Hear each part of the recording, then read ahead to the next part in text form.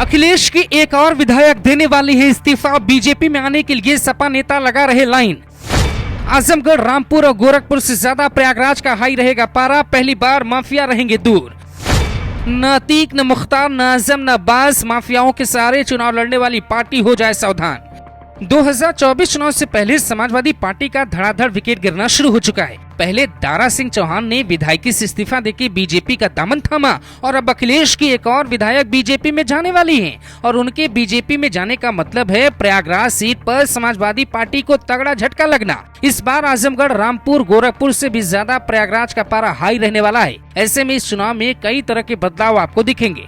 अतीक और उसके भाई अशरफ की मौत के बाद ये पहला लोकसभा चुनाव होगा। बीजेपी चाहेगी कि माफियाओं पर एक्शन का फायदा लेने के लिए प्रयागराज में कोई मजबूत उम्मीदवार उतारे, जबकि समाजवादी पार्टी अतीक के खिलाफ कार्रवाई को जुल्म बताकर सिंपैथी लेने वाला कैंडिडेट उतारना चाहेगी, जैसा कि उसने निकाय चुनाव में भी किया। चूंकि पूजा पाल ने जुल्म को खुद सहा है, इसीलिए बीजेपी के लिए उनसे बेहतर कोई कैंडिडेट नहीं हो सकता। ऐसी खबर है कि पूजा पाल अगले हफ्ते तक बीजेपी में आने वाली हैं। अगर वो बीजेपी में आई तो उनके साथ कई और नेता भी बीजेपी में शामिल हो सकते हैं।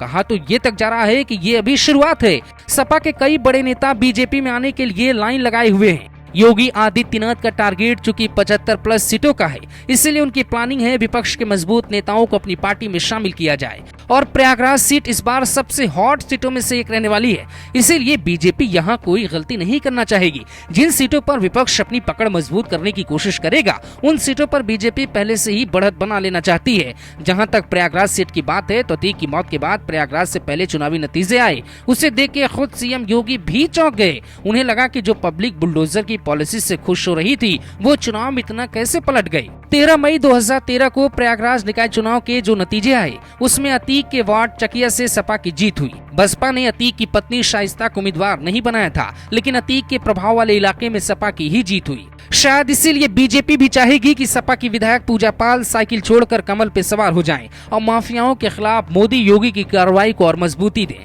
अगर पूजा पाल बीजेपी में आती हैं तो बीजेपी के वोट बैंक को फायदा मिलेगा, जबकि पूजा पाल को प्रमोशन मिल सकता है।